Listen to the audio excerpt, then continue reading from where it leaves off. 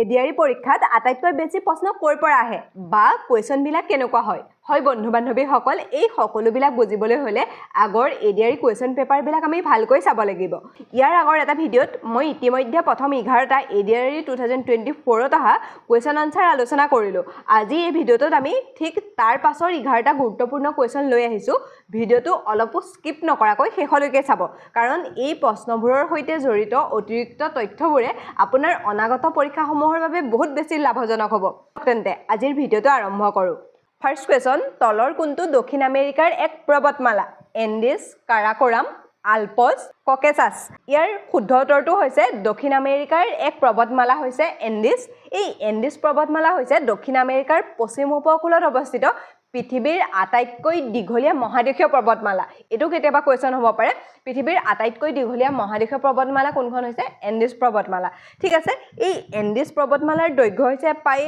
700 kilometre okay এই পৰ্বতমালা দক্ষিণ আমেৰিকাৰ 7খন দেশৰ ওপৰেদি পাৰ হৈ গৈছে হেকেখন হৈছে ভেনিজুৱেলা কলম্বিয়া ইকুৱেডৰ পেৰু বলিভিয়া চিলি আৰু আৰ্জেণ্টিনা ঠিক আছে মনৰ ৰবনে ভেনিজুৱেলা কলম্বিয়া ইকুৱেডৰ পেৰু বলিভিয়া চিলি আৰু আৰ্জেণ্টিনা আৰু ইয়াত মনত ৰাখিবলগীয়া আৰু এটা কথা হ'ল এই এণ্ডিছ পৰ্বতমালাৰ সৰ্বোচ্চ শৃংগটোৰ নাম হৈছে মাউণ্ট একনকগুৱা ঠিক আছে নামটো কি হৈছে মাউণ্ট একনকগুৱা এণ্ডিছৰ সৰ্বোচ্চ শৃংগটো হৈছে মাউণ্ট একনকগুৱা ই আৰ্জেণ্টিনাত অৱস্থিত ক'ত অৱস্থিত আৰ্জেণ্টিনাত অৱস্থিত আৰু ইয়াৰ উচ্চতা হৈছে 6961 মিটাৰ ঠিক আছে আৰু এছিয়া মহাদেশৰ বাহিৰত ই পৃথিৱীৰ আটাইতকৈ ওখ শৃংগ এটো সুধিব পাৰে এছিয়া মহাদেশৰ বাহিৰত থকা পৃথিৱীৰ আটাইতকৈ ওখ শৃংগটো হৈছে একনকগুৱা আৰু ই কোনখন পৰ্বতমালাত আছে এণ্ডিছ পৰ্বতমালাত আছে আৰু ক'ত আছে আৰ্জেণ্টিনাত ঠিক আছে ইয়াৰ শুদ্ধ উত্তৰটো আমি পালোই দক্ষিণ আমেৰিকাৰ এক পৰ্বতমালা হৈছে এণ্ডিছ পৰ্বতমালা তাৰ পিছত আছিল কাৰাকোৰাম এই কাৰাকোৰাম পৰ্বতমালা আমাৰ এছিয়া মহাদেশতে অৱস্থিত এছিয়া মহাদেশ বিশেষকৈ আমাৰ ভাৰত চীন আৰু পাকিস্তানৰ সীমান্তত অৱস্থিত ঠিক আছে কাৰাকোৰাম ক'ত আছে এছিয়াত আছে আৰু ই বিশেষকৈ আমাৰ ভাৰত চীন আৰু পাকিস্তানৰ সীমাত মানে আছে ঠিক আছে তাৰ পিছত আহিলে আলপছ এই আলপছ যিখন পৰ্বতমালা হয় আলপছ পৰ্বতমালাখন ইউৰোপত অৱস্থিত ইউৰোপৰ ফ্ৰান্স ছুইজাৰলেণ্ড ইটালী আদি দেশসমূহৰ ই বিস্তৃত হৈ আছে যেটো এই ককেছাছ পৰ্বতমালা হেতু ইউৰোপ আৰু এছিয়াৰ সীমাত অৱস্থিত আৰু কৃষ্ণ সাগৰ আৰু কাস্পিয়ান সাগৰৰ মাজত অৱস্থিত বুলিও আহিব পাৰে ক'ত অৱস্থিত ইউৰোপ আৰু এছিয়াৰ সীমাত অৱস্থিত আৰু বিশেষকৈ কৃষ্ণ সাগৰ আৰু কাস্পিয়ান সাগৰৰ মাজত অৱস্থিত ঠিক আছে এইখিনি তথ্য আপোনালোকে মনত ৰাখিব যে এই কুৱেশ্যনটো আগত আহিছিলে কাৰণে এই কুৱেশ্যনটো আহিব তেনেকুৱা ধৰণৰ কথা নহয় ইয়াৰ লগত জড়িত এই তথ্যখিনি আপোনালোকৰ কাৰণে বহুত বেছি ইম্পৰ্টেন্ট হয় ঠিক আছে তাৰ পাছত এটা নেক্সট কুৱেশ্যনলৈ আহিছো নেক্সট কুৱেশ্যনটো হৈছে সাগৰৰ তলত আগ্নেয়গিৰি উদগিৰণ বা ভূমিকম্পৰ ফলত সৃষ্টি হোৱা বিশাল ঢৌবিলাকক কি বুলি জনা যায় সুনামি ঘূৰণী বতাহ বৰফৰ ধুমুহা ভূমিস্খলন এটো চাগে আমি সকলোৱে নিশ্চয় ইয়াৰ উত্তৰটো জানো সাগৰৰ তলৰ আগ্নেয়গিৰি উদগিৰণ বা ভূমিকম্পৰ ফলত সৃষ্টি হোৱা বিশাল ঢৌবিলাকক সুনামি বুলি জনা যায় ঠিক আছে এই সুনামি যেটো শব্দ হয় এই সুনামি শব্দটো এটা জাপানী শব্দ ঠিক আছে কিহৰ শব্দ হয় এটো জাপানৰ মানে জাপানীজ শব্দ হয় আৰু ইয়াৰ অৰ্থটো হৈছে পোতাশয়ৰ ঢৌ বা হাৰবাছ ৱেভ HARBAR হাৰবাৰ ৱেভ ঠিক আছে হাৰবাৰ ৱেভ বা আমাৰ অসমীয়াত আমি ক'বলৈ হলে পোতাশয়ৰ ঢৌ বুলি ক'ব পাৰো এই মুকলি সাগৰত এই ঢৌটো ঘণ্টাত প্ৰায় 800 কিলোমিটাৰ পৰ্যন্ত বেগেৰে যাব পাৰে অলপ নহয় দেই অৰ্থাৎ এখন জেট বিমান যিমান গতিৰে যাব পাৰে ন সেই মুকলি সাগৰত এই ঢৌটোৰ স্পিডটো সিমান বেছি হয় গভীৰ সাগৰত এই ঢৌটো উচ্চতা কম থাকে বাৰু মানে যেতিয়া সাগৰখন গভীৰতালৈ বেছি গৈ থাকে তেতিয়া উচ্চতাটো কম থাকে আৰু যেতিয়া ই বাম বা উপকূলৰ কাষ চাপে ইয়াৰ গতিটো কমে মানে স্পিডটো কমি যায় কিন্তু ইয়াৰ উচ্চতা ভয়ংকৰভাৱে বৃদ্ধি পায় তাৰ ফলত উপকূলীয় অঞ্চলসমূহত বানপানী আৰু বিস্তৃত ক্ষয়ক্ষতি হয় ঠিক আছে মনৰ ৰবনে এই শব্দটো হৈছে জাপানী শব্দ যাৰ অৰ্থ হাৰবাছ ৱেভ হয় আৰু ই ঘণ্টাত প্ৰায় 800 কিলোমিটাৰ বেগেৰে পৰ্যন্ত আহে মানে জেট বিমানখন যিমান জোৰত আহে সিমান জোৰত আহিব পাৰে ওকে নেক্সট কুৱেশ্যনলৈ আহিছো ৰাজ্যসভাৰ সভাপতি কোন প্ৰধানমন্ত্ৰী উপৰাষ্ট্ৰপতি লোকসভাৰ অধ্যক্ষ ৰাষ্ট্ৰপতি অৰ্থাৎ মানে ৰাজ্যসভাৰ যিজন সভাপতি হয় সেই সভাপতিজন কাক নিযুক্তি দিয়া হয় সেই কথাটো সুধিছে ৰাজ্যসভাৰ সভাপতি হৈছে উপৰাষ্ট্ৰপতি যিজনে আমাৰ ভাৰতৰ উপৰাষ্ট্ৰপতি হ'ব সেই উপৰাষ্ট্ৰপতিজনেই ৰাজ্যসভাৰ সভাপতি বা চেয়াৰমেন হ'ব ঠিক আছে আমাৰ ভাৰতৰ সংবিধানৰ 64 নং অনুচ্ছেদ অনুসৰি আৰ্টিকলটো কিমান 64 নং অনুচ্ছেদ অনুসৰি উপৰাষ্ট্ৰপতিজনেই হ'ল ভাৰতৰ ৰাজ্যসভাৰ সভাপতি বৰ্তমান ভাৰতৰ ৰাজ্যসভাৰ সভাপতি হৈছে চিপি ৰাধাকৃষ্ণন ঠিক আছে এতিয়া যদি চিপি ৰাধাকৃষ্ণন ভাৰতৰ ৰাজ্যসভাৰ সভাপতি তেনেহ'লে তেওঁ কোন হয় আমাৰ ভাৰতৰ উপৰাষ্ট্ৰপতি হয় ঠিক আছে আমাৰ ভাৰতৰ উপৰাষ্ট্ৰপতি কোন বা ৰাজ্যসভাৰ সভাপতি কোন বুলি সুধিলে বা বৰ্তমান কোন হৈ আছে বুলি সুধিলে চিপি ৰাধাকৃষ্ণন তেওঁ 2025 চনৰ 12 ছেপ্টেম্বৰত ভাৰতৰ উপৰাষ্ট্ৰপতি আৰু ৰাজ্যসভাৰ সভাপতি হিচাপে দায়িত্ব গ্ৰহণ কৰিছিলে আৰু আপোনালোকে জানেনে ৰাজ্যসভাৰ বৰ্তমান উপসভাপতি কোন এওঁ হৈছে সভাপতি আৰু উপসভাপতি কোন জানে যদি কমেন্ট এটা কৰি ক'বচোন বাৰু মই হলেও কৈ দিছো উপসভাপতি হৈছে হৰিবংশ নাৰায়ণ ঠিক আছে এতিয়া তাৰ পাছৰ কোৱেশ্যনলৈ আহিছো ভাৰতৰ ৰাষ্ট্ৰপতিক কাৰ্যভাৰ গ্ৰহণৰ শপত গ্ৰহণ কোনে কৰোৱায় অৰ্থাৎ ভাৰতৰ ৰাষ্ট্ৰপতিক কোনে শপত বাক্য পাঠ কৰোৱায় ঠিক আছে হেতু সুধিছে যে আমাৰ যিজন ভাৰতীয় ৰাষ্ট্ৰপতি এই ভাৰতৰ ৰাষ্ট্ৰপতিজনক কোনে শপত বাক্য পাঠ কৰোৱায় প্ৰধানমন্ত্ৰী দিল্লী উচ্চ ন্যায়ালয়ৰ মুখ্য ন্যায়াধীশ উচ্চতম ন্যায়ালয়ৰ মুখ্য ন্যায়াধীশ লোকসভাৰ অধ্যক্ষ ইয়াৰ শুদ্ধ উত্তৰটো হৈছে ভাৰতৰ ৰাষ্ট্ৰপতিক কাৰ্যভাৰ গ্ৰহণ কৰোঁতে শপত বাক্য পাঠ কৰাই উচ্চতম ন্যায়ালয়ৰ মুখ্য ন্যায়াধীশ অৰ্থাৎ চিফ জাষ্টিচ অফ ইণ্ডিয়াই ঠিক আছে যে আমাৰ ভাৰতৰ সংবিধানৰ 60 নং অনুচ্ছেদ অনুসৰি ৰাষ্ট্ৰপতিক শপত গ্ৰহণৰ প্ৰক্ৰিয়াটো পৰিচালনা কৰা হৈছে যদি কোনো কাৰণবশতঃ ভাৰতৰ মুখ্য ন্যায়াধীশ অৰ্থাৎ উচ্চতম ন্যায়ালয়ৰ মুখ্য ন্যায়াধীশ উপস্থিত নাথাকে তেন্তে উচ্চতম ন্যায়ালয়ৰ আটাইতকৈ জ্যেষ্ঠ ন্যায়াধীশজনে ৰাষ্ট্ৰপতিক শপত বাক্য পাঠ কৰোৱায় ঠিক আছে যদি মুখ্য ন্যায়াধীশ নাথাকে তেনেহ'লে কোনে পাঠ কৰাব জ্যেষ্ঠ ন্যায়াধীশজনে ৰাষ্ট্ৰপতিক শপত বাক্য পাঠ কৰোৱাব মনৰ ৰবনে আমাৰ ৰাষ্ট্ৰপতিজনক কোনে শপত বাক্য পাঠ কৰোৱায় উচ্চতম ন্যায়ালয়ৰ মুখ্য ন্যায়াধীশে ওকে উচ্চ ন্যায়ালয় নহয় দেই এইটো ভুল নকৰিব উচ্চ ন্যায়ালয় নহয় সুপ্ৰিম কোৰ্টৰ মানে মুখ্য ন্যায়াধীশে পাঠ কৰে যিজন চিফ জাষ্টিচ অফ ইণ্ডিয়া বুলি কয় আৰু যদি তেওঁ উপস্থিত নাথাকে তেতিয়া কোনে কৰে আটাইতকৈ যিজন জ্যেষ্ঠ ন্যায়াধীশ সেই জ্যেষ্ঠ ন্যায়াধীশজনে ৰাষ্ট্ৰপতিক শপত বাক্য পাঠ কৰোৱায় ঠিক আছে এতিয়া তাৰ পাছৰ কোৱেশ্যনলৈ আহিছো অসমৰ তলৰ কোনটো বাদ্যযন্ত্ৰ সাধাৰণতে বাঁহেৰে তৈয়াৰী দবা মৃদং দুতৰা টকা ইয়াৰ শুদ্ধ উত্তৰটো হৈছে টকা আমি সকলোৱে চাগে নিশ্চয় জানো এইটো এটা থলুৱা অসমীয়া বাদ্যযন্ত্ৰ যিটো পুৰত বাঁহ কাটি অতি সহজেৰে প্ৰস্তুত কৰা হয় ই বিহু আৰু বিহু নৃত্যত ইয়াক ব্যৱহাৰ কৰাৰ বাবে অপৰিহাৰ্য মই ইয়াতে টকাৰ ফটোকপি ৰাখি দিছো আপোনালোকে চাই ল'ব আৰু আপোনালোকে চাগে নিশ্চয় চিনি পায় সম্পূৰ্ণ বাঁহেৰে নিৰ্মিত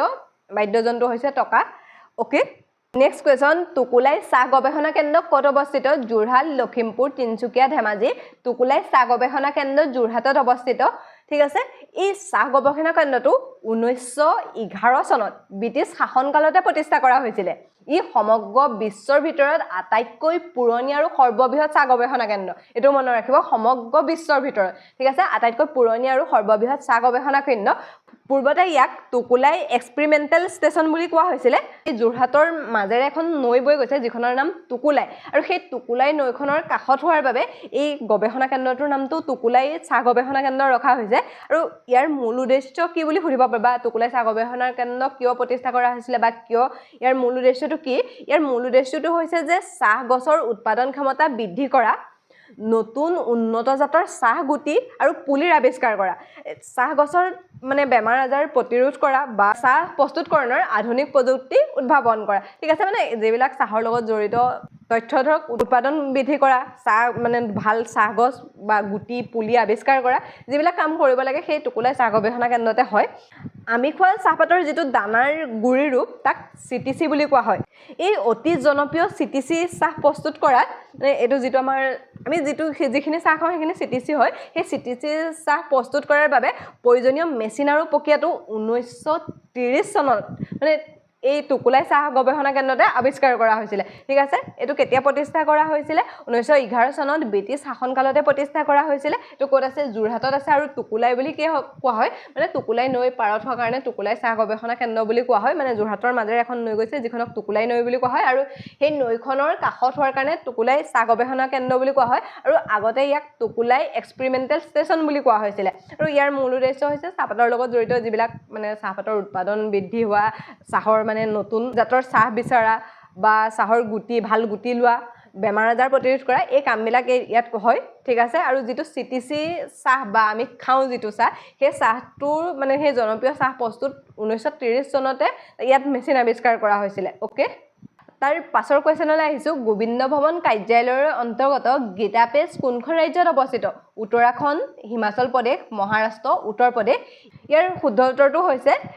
উত্তৰ প্ৰদেশত ঠিক আছে এই গোবিন্দ ভৱন কাৰ্যালয়ৰ অন্তৰ্গত গীতা পেষ্টটো ক'ত অৱস্থিত মানে ভাৰতৰ উত্তৰ প্ৰদেশত অৱস্থিত এই পেষ্টটো 1923 চনতে প্ৰতিষ্ঠা কৰা হৈছিলে বা স্থাপন কৰা হৈছিলে ইয়াত এই ক্ষেত্ৰত বিশেষভাৱে ভূমিকা লৈছিলে তিনিজন ব্যক্তি সেইকেইজন হৈছে জয়দয়াল গোৱেন্দকাৰ হনুমান প্ৰসাদ পুন্দৰ আৰু ঘনশ্যাম দাস জালানন ঠিক আছে মনত ৰ'বনে এই পেষ্টটো কেতিয়া প্ৰতিষ্ঠা কৰা হৈছিলে 1923 চনত প্ৰতিষ্ঠা কৰা হৈছিলে বিশেষভাৱে ভূমিকা কোনে লৈছিলে জয়দয়াল গোৱেন্দকাৰ হনুমান প্ৰসাদ পুন্দৰ আৰু হৈছে ঘনশ্যাম দাস জালানন ঠিক আছে আৰু ই ক'ত অৱস্থিত উত্তৰ প্ৰদেশত এই প্ৰেছটো কিহৰ বাবে বিখ্যাত জানেনে ইয়াত কি কৰা হয় সনাতন ধৰ্মৰ ধৰ্মগ্ৰন্থসমূহ যেনেকৈ শ্ৰীমদ ভাগৱত গীতা ৰামচৰিত মানস পুৰাণ উপনিষদ আদি যিবিলাক আৰু আছে গোটেই হিন্দু ধৰ্ম বা সনাতন ধৰ্মৰ যিখিনি ধৰ্মগ্ৰন্থ আছে সেই ধৰ্মগ্ৰন্থসমূহ সুলভ মূল্যত জনসাধাৰণৰ কাৰণে প্ৰকাশ কৰে ঠিক আছে এনেকৈ ডাঙৰ ডাঙৰ ধৰ্মীয় গ্ৰন্থ প্ৰকাশ কৰাৰ ভিতৰত আটাইতকৈ ডাঙৰ প্ৰতিষ্ঠান হৈছে এই গীতা প্ৰেছে বিশ্বৰ ভিতৰতে আটাইতকৈ ডাঙৰ অ'কে ই ক'ত অৱস্থিত উত্তৰ প্ৰদেশত তাৰ পাছৰ কোৱেশ্যনলৈ আহিছোঁ ভাৰতীয় সংসদৰ এদিনীয়া অধিৱেশনৰ সময়ছোৱাত পূৰ্বৱৰ্তী জাননী নিদিয়াকৈ প্ৰশ্ন উত্থাপন কৰিব পৰা ঘণ্টাটোক কি বুলি কোৱা হয় ফ্ৰীডম আৱাৰ্ছ লাঞ্চ আৱাৰ শূন্যকাল বা জিৰ' আৱাৰ্ছ পাৰ্টি আৱাৰ্ছ ভাৰতীয় সংসদৰ অধিৱেশনত পূৰ্বৱৰ্তী জাননী নিদিয়াকৈ প্ৰশ্ন উত্থাপন কৰিব পৰা ঘণ্টাটোক জিৰ' আৱাৰ্ছ বা শূন্যকাল বুলি কোৱা হয় এই ঘণ্টাৰ সময়সূচী অনুসৰি সাধাৰণতে দুপৰীয়া 12 বজাত আৰম্ভ হয় যাৰ বাবে ইয়াক জিৰ' আৱাৰ্ছ বুলি কোৱা হৈছে ই ভাৰতীয় সংসদৰ কাৰ্যপদ্ধতিৰ এক বিশেষ উদ্ভাৱন 1962 চনত পৰাই ইয়াৰ প্ৰচলন আছে ইয়াৰ উদ্দেশ্য হৈছে যে সংসদৰ সদস্যসকলে জৰুৰী তথা গুৰুত্বপূৰ্ণ ৰাজহুৱা বিষয়সমূহ কোনো পূৰ্বৰ জাননী নিদিয়াকৈ এই সময়ছোৱাত সংসদত উত্থাপন কৰিব পাৰে ঠিক আছে নেক্সট কুৱেশ্যন নীতি আয়োগৰ অধ্যক্ষ কোন বিত্তমন্ত্ৰী প্ৰধানমন্ত্ৰী ভাৰতীয় ৰিজাৰ্ভ বেংকৰ গভৰ্ণৰ উপৰাষ্ট্ৰপতি নীতি আয়োগৰ অধ্যক্ষ হৈছে প্ৰধানমন্ত্ৰী আমাৰ যিজন ভাৰতৰ প্ৰধানমন্ত্ৰী হ'ব তেওঁই স্বয়ংক্ৰিয়ভাৱে নীতি আয়োগৰ দায়িত্ব লাভ কৰে আৰু বৰ্তমানৰ অধ্যক্ষ হৈছে নৰেন্দ্ৰ মোদী মানে তেওঁ প্ৰধানমন্ত্ৰীৰ কাৰণে তেওঁ নীতি আয়োগৰ অধ্যক্ষও যিজনেই প্ৰধানমন্ত্ৰী হ'ব সেইজনেই নীতি আয়োগৰ অধ্যক্ষ হ'ব ঠিক আছে এই নীতি আয়োগৰ বিষয়ে অলপ চাই লওঁ দেই নীতি আয়োগ মানে NITI এই নীতি শব্দটোৰ ফুল ফৰ্মটো কেতিয়াবা সুধিব পাৰে নীতি আয়োগৰ ফুল ফৰ্মটো হৈছে national institution for transforming India ঠিক আছে আৰু এইটো 1 জানুৱাৰী 2015 চনত দেই 1 জানুৱাৰী 2015 চনত পূৰ্বৰ যিখন প্লেনিং কমিশ্যন আছিলে সেই প্লেনিং কমিশ্যনৰ জেগাত নীতি আয়োগ গঠন কৰা হৈছিলে তো আপোনালোকৰ কাৰণে এটা কুৱেশ্যন হ'ব পাৰে দেই এই যিখন নীতি আয়োগ ই কোনো সাংবিধানিক বা সংবিধি আয়োগ নহয় বৰঞ্চ কেন্দ্ৰীয় চৰকাৰৰ কেবিনেটৰ এক প্ৰস্তাৱযোগে গঠিত হোৱা ভাৰত চৰকাৰৰ এক নীতি নিৰ্ধাৰণকাৰী সংস্থা এইটো কেতিয়াবা সুধিব পাৰে মানে এইটো সুধিব পাৰে যে ই সাংবিধানিক হয় নে নহয় ই সাংবিধানিক নহয়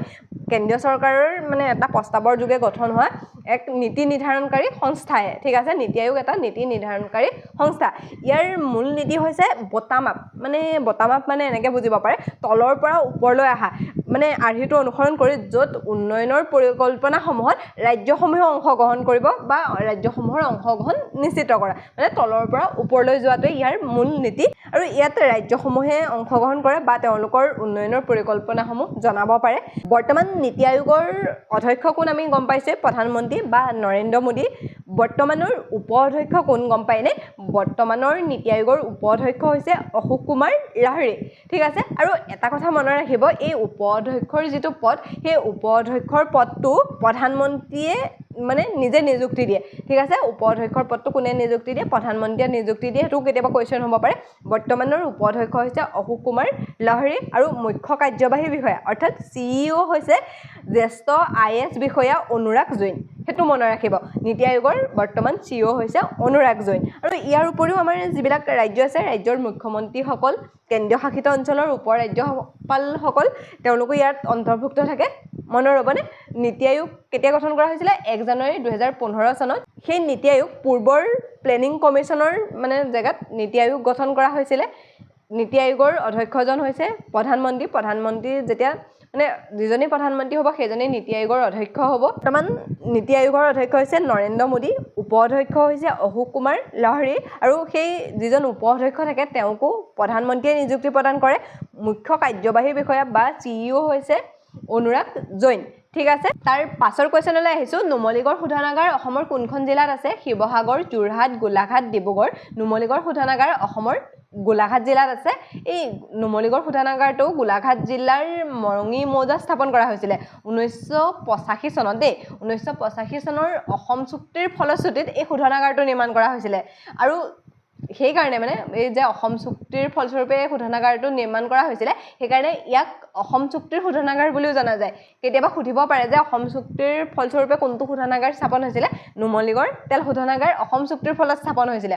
ঠিক আছে আৰু এটো 1999 চনত শুভ উদ্বোধন কৰা হৈছিলে অসমত থকা আৰু বাকি তিনটা তেল শোধনাগাৰো ক'ত ক'ত আছে হেতু শুনিলো মানে এবাৰ চাই লও ডিগবৈ শোধনাগাৰ আছে তিনচুকীয়া নুনমাটি শোধনাগাৰ আছে গুৱাহাটী বা কামৰূপ মহানগৰত বঙাইগাঁও শোধনাগাৰ আছে চিৰাং জিলাত বা পূৰ্বৰ বঙাইগাঁৱত ঠিক আছে মনৰ ৰবনে নুমলীগড় শোধনাগাৰ কোনখন জিলাত আছে গোলাঘাটত আছে গোলাঘাটৰ মৰঙী মৌজাত স্থাপন কৰা হৈছিলে ওকে আজিৰ ভিডিওটোৰ শেষৰ কোৱেশ্যনটোলৈ আহিছো আন্তঃৰাষ্ট্ৰীয় উৎসৱ কুল্লু দশহাৰা কোনখন ৰাজ্যত উদযাপন কৰা হয় হিমাচল প্ৰদেশ উত্তৰাখণ্ড উত্তৰ প্ৰদেশ হাৰিয়ানা আন্তৰ্জাতিক মহোৎসৱ কুল্লু দশহাৰা ভাৰতৰ হিমাচল প্ৰদেশত উদযাপন কৰা হয় ঠিক আছে ক'ত উদযাপন কৰা হয় হিমাচল প্ৰদেশত উদযাপন কৰা হয় হিমাচল প্ৰদেশৰ বিশেষকৈ কুল্লু উপত্যকাৰ ধলপুৰ মৈদামত এই উৎসৱ অনুষ্ঠিত হয় কেতিয়াবা হেতু সুধিব পাৰে